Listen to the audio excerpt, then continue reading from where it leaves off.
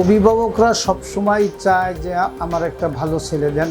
বলে ভালো ছেলে কেমন? ভালো ছেলে বলতে ঢাকায় এস্টাবলিশ ভালো একটা জব করে, গভর্নমেন্ট জব হলে ভালো হয়, বা প্রাইভেট জব যেমন মাল্টিন্যাশনাল কোম্পানি বা প্রাইভেট ব্যাংক, এই ধরনের জব।